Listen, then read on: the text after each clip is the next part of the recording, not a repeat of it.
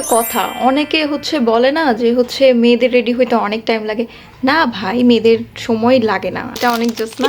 But আমার একটা problem আছে, সেটা হচ্ছে আমার হাতে সময় না থাকলে আমি সব কিছু করতে চাই। নতুন সানস্ক্রিন মামুনির আগে দিতে মজাই।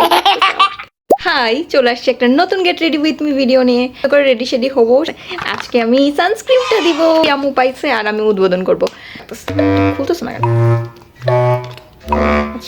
যাই, নতুন সানস্ক্রিন মামুনির আগে দিতে মজাই লাগতেছে আমার।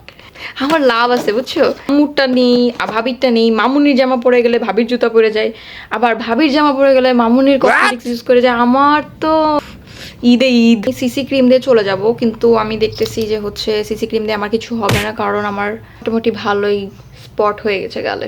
লেট করি না, সব মেয়েরা লেট করে না, কিছু কিছু মেয়ে তাড়াতাড়িও রেডি হইতে পারে। ভাইতে এটা অনেক জাস্ট না, বাট এটা অনেক কমন হয়ে গেছে, বাট পরলে অনেক সুন্দর লাগে। তো পাউডারটা লাগাই ফেলবো তাড়াতাড়ি করে।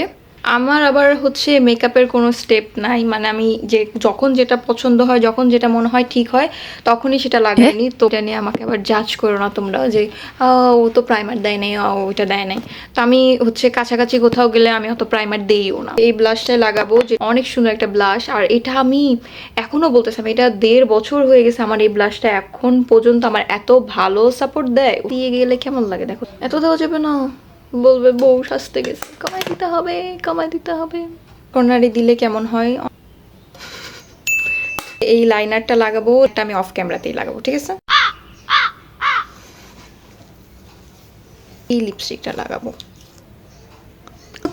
আমার ফাইনাল লুক। আমি চুলটা একদম অফ ক্যামেরায় বেঁধে আসছি, কারণ আমার হাতে একদমই আর সময় নাই। যা দেখে আমাকে একটু চমু চমু লাগতেছে, বাট সুন্দর লাগবে পরে, আই নো। Bye bye.